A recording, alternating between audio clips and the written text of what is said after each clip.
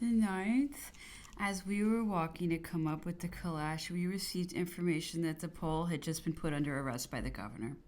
This was, of course, merely a first step, a warning of what we all had to expect. Intimidation seems to be the system to which the governor has resorted since the arrival of his last instructions, which he endeavors to fulfill to the utmost of his ingenuity. We shall see how far he will go. When I waited on the emperor before dinner, I found him dull and apparently absent of mind. The conversation led him to mention Austria, and he alluded to the wrongs which he had received from that power and the errors of her policy. He described the weakness of the monarch, who he said had never evinced energy except when it tended to ruin him in the estimation of his subjects. He dwelt on the venality and wanton principles which distinguished the men who had advised and executed the measures of the Austrian cabinet. He spoke of the blind policy of Austria and described her dangerous situation. She now stands, said he, in the most imminent peril, advancing to meet the embraces of a colossus in her front, while she cannot recede a single step because an abyss is yawning on her flank and rear. The turn of the conversation naturally led the emperor to speak of his son. "What education will they give him?" said he. "What sort of principles will they engraft in his youthful mind? On the other hand, if he should prove weak in intellect, if he should bear any resemblance to the... if they should inspire him with the hatred of his father, these thoughts fill me with horror. And where is the antidote to all this? Henceforth, there can be no certain medium of communication, no faithful tradition between him and me. At best, my memoirs, or perhaps your journal, may fall into his hands, but to subdue the false precepts imbibed in early life, to counteract the errors of a bad education, requires a certain capacity, a certain strength of mind and decision and judgment which fall not to the share of everyone." He appeared deeply affected, and after a pause of a few moments, he said suddenly and with emphasis, "But let us talk something else." However, he still continued silent. I sat down to write, and after an hour or two, the Grand Marshal came and took my place. Just after I had quitted the Emperor's apartments, I was again sent for to translate to him a large packet of papers, which had been received from the governor. The state of my eyes, which are now altogether failing me, obliged me to avail myself of Monsieur de Montsalon's assistance in reading the papers. Their contents were, first, some of the new restrictions that have been imposed on us, in which the emperor is treated in a way that may be termed curious, for indecency and indecorum are carried so far as to prescribe the nature and limits of the conversations which he is to be permitted to hold. This will scarcely be credited, but I shall presently insert these restrictions in their literal form. The packet next contained the form of the declaration which was presented for our signature. This was merely a series of arbitrary and useless fixations, heightened by every irritating circumstance that vengeance could suggest. Finally, there was a letter from the governor to the Grand Marshal, founded on the note presented by Colonel Reed, which I translated to the emperor, and which the colonel had refused to leave behind him. The reader will recollect my having already noticed it. However, in the letter now transmitted to the emperor, certain essential points were very ingeniously suppressed or modified. The emperor frequently remarked that the governor possesses a peculiar talent for business of this sort. I will here retrace this note from recollection, though I read it only once, namely at the time when I translated it to the emperor, yet I think I can vouch for the following being an accurate representation of its contents. "The Frenchmen who wish to remain with General Bonaparte were required to sign the formula which should be presented to them, and by which they would subject themselves to all the restrictions imposed on the general. This obligation was to be regarded as perpetual. Those who should refuse to enter into this agreement were to be sent to the Cape of Good Hope. 4 individuals were to be deducted from the suite of General Bonaparte. Those who might remain were to be considered as though they were Englishmen by birth, and to be subject to the laws established for securing the safe custody of General Bonaparte. That is to say, they would incur the punishment of death by conniving in his escape. Any Frenchman who might use insulting language or reflections or behave so as to give offense to the governor or the government would be immediately removed to the Cape of Good Hope without being provided with the means of returning to Europe. but the whole expense of the voyage devolving on himself. During dinner and the greater part of the evening, these documents became the subject of conversation. We were much amused by that passage in the governor's letter which transmitted the ministerial instructions and informed us that those who might be wanting in respect for the governor or render themselves obnoxious would be removed to the Cape, and at the expense attending their return to Europe was to be defrayed by themselves. We thought this very droll, and the emperor said, "Of course this threat appears to you very extraordinary and ridiculous, but no doubt it was perfectly natural to Lord Bathurst. I dare say he could not imagine a more terrible punishment. It's a true shopkeeper idea."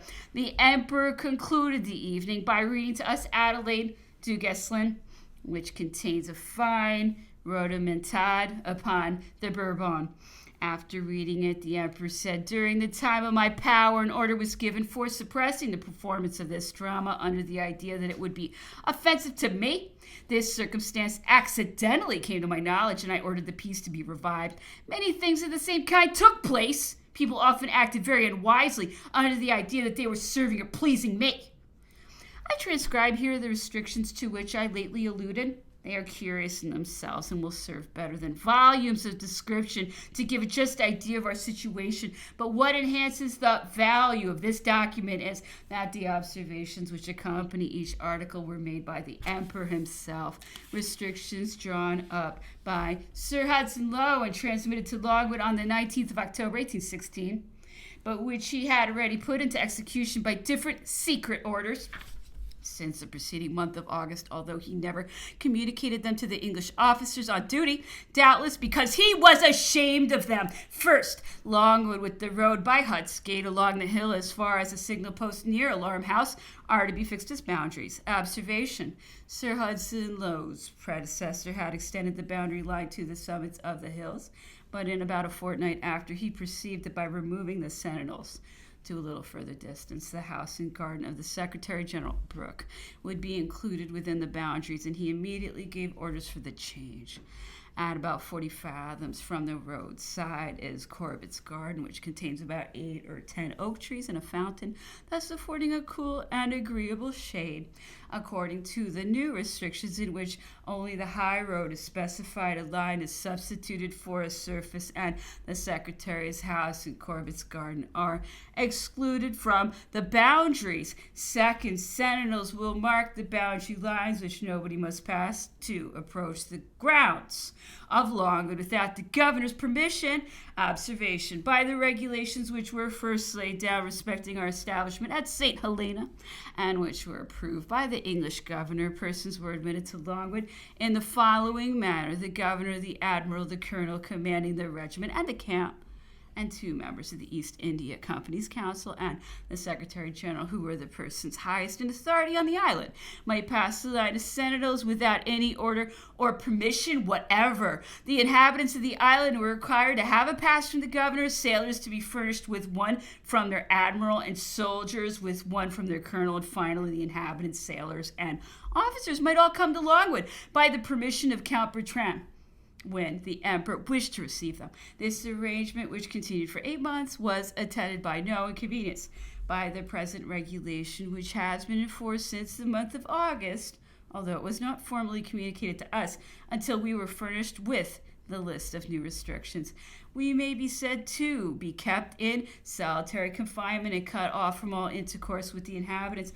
The latter, officers and seamen, are all equally averse to the idea of being obliged to solicit the governor's permission to visit Longwood and to subject themselves to an interrogatory respecting the motive of their visit. Strangers, whether civil or military officers who might touch the St. Helena on their passage from India and who might be desirous of seeing the emperor, usually applied to Count Bertrand, who appointed the day and the hour when they would be received. During their stay in the island, they were regarded as citizens, and with the permission of Count Bertrand, they might, when they pleased, visit Longwood. And it may once more be observed that this arrangement subsisted for 8 months without being attended by any inconvenience. If any strangers touching at the island might excite the suspicion of the governor, he could prevent them from landing or passing the first post. Finally, The governor, by the report of the sentinels, was daily made acquainted with the names of the individuals who visited Longwood. But in the month of August, the governor sought to impose on us the obligation of receiving strangers, to whom he wished to render himself agreeable, and also receiving them at the time he might think proper to appoint. This was giving the finishing stroke to all his offensive conduct. To put a stop to all these insults, the emperor found himself obliged to declare that he would in future receive no one. Third, the road to the left of Hudskey, which turns off by Woodbridge to Longwood, never having been frequented by General Bonaparte since the arrival of the governor. The post by which it was observed will be in a great measure withdrawn, but whenever the general may wish to ride on horseback in this direction on giving timely notice to the officer, he will experience no obstacle. Observation. In the first observation, it was proved that the limits had been contracted in this quarter, and by this third article they are still more circumscribed. To say that the valley has not been frequented for 6 months is a strange reason for adopting this decision. It is certainly true that Napoleon has for several months declined going out in consequence of the harassing conduct of the governor, but it must also be observed that one part of the valley is not accessible in rainy weather, and that in the other part a camp has been formed. Yet Lord Bathurst stated in his speech in Parliament that this road had been prohibited when it was found that he, General Bonaparte, had abused the confidence that had been reposed in him and had endeavored to corrupt the inhabitants of the island. But here Lord Bathurst contradicts Sir Hudson Lowe. The offer of permission to ride in the valley whenever it may be wished is a mere pretense. The forms prescribed for the attainment of this permission rendered impossible. This offer never has been and never can be fulfilled. The ride in the valley being thus prohibited, it has become impossible to visit Miss Mason's garden, in which there are some large trees which afford agreeable shade. Within the boundaries to which the captives are now restricted, there is not a single spot in which they can enjoy the sight of trees or water. Sentinels are posted at different distances throughout the boundaries, and under the pretense of misunderstanding and the orders, any individual may be arrested.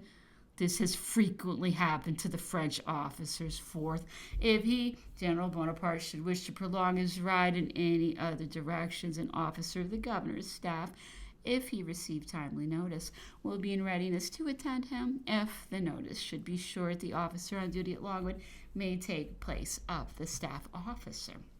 The inspecting officer has orders not to approach General Bonaparte, at least unless he be asked for, and not to watch him in his rides except so far as his duty requires. That is to say, he must observe that the established rules are not violated and that they should be transgressed. He must intimate the circumstance in a respectful way. Observation. This regulation is useless. The emperor will not go out so long as he sees there is a wish to subject him to direct and public inspection.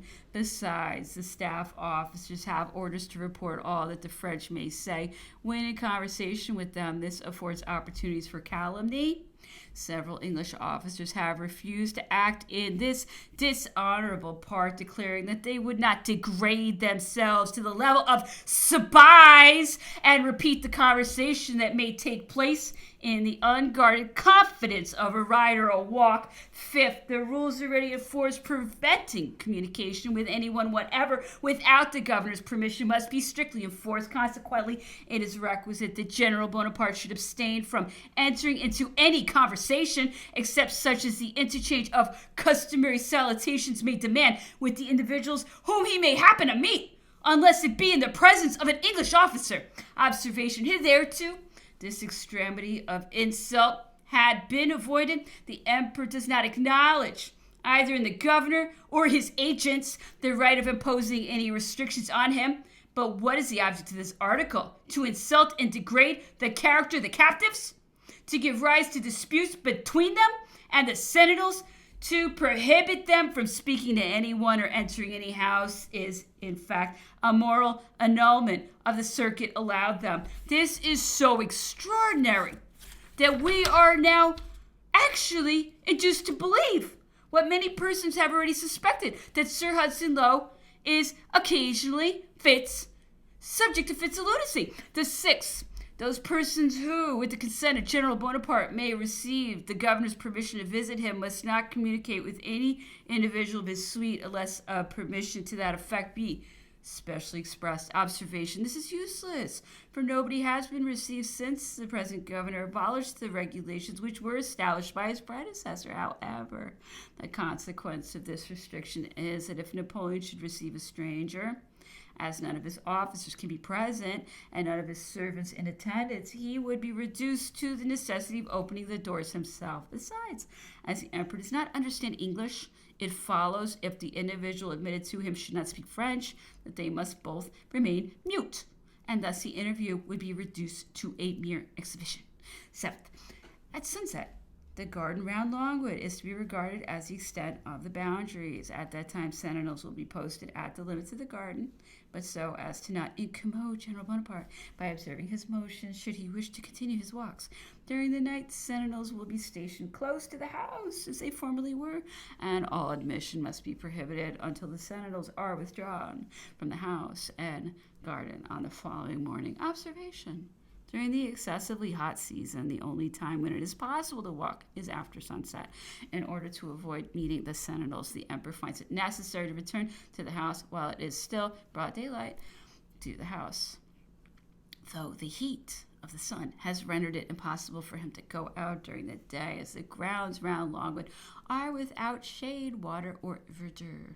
According to this new restriction, the emperor cannot enjoy a walk in the evening, while he is likewise deprived of the exercise of riding on horseback. He is confined in a small house, in all respects insufficient for his accommodation, badly built, unwholesomely situated, and without a supply of water.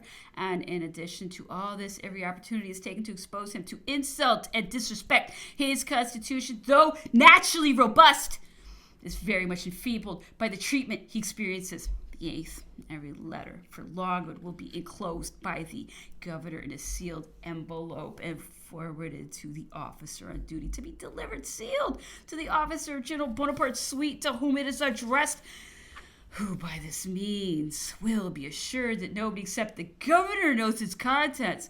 In like manner, letters from any one of the residents of Longwood must be delivered to the officer on duty enclosed in a second sealed envelope and addressed to the governor, which will be security that no individual except the latter can peruse its contents.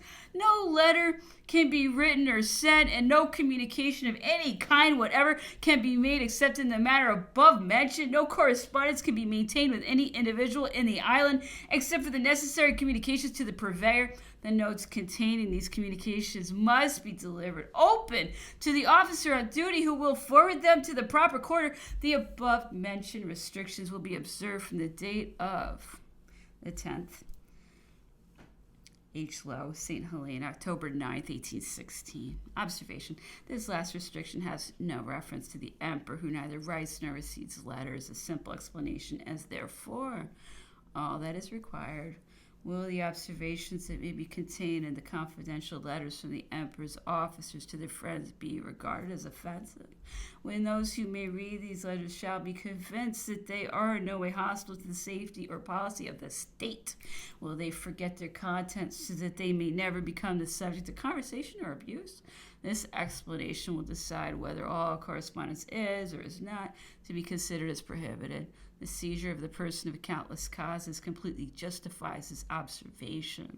The object of the 8th article of the restrictions, as the inquisitorial system established on the island sufficiently proves, is to prevent the European journals from giving publicity to the criminal conduct that is pursued here. A vast deal of trouble is taken to secure this object. It would have been far easier to have acted in such a way as to render concealment unnecessary. A letter addressed to Count Bertrand, dated the 1st of July, 1816, goes to still greater lengths, for it prohibits even verbal communications with the inhabitants of the island. This is the delirium of fury and hatred, or rather, it may be said to be a proof of downright madness.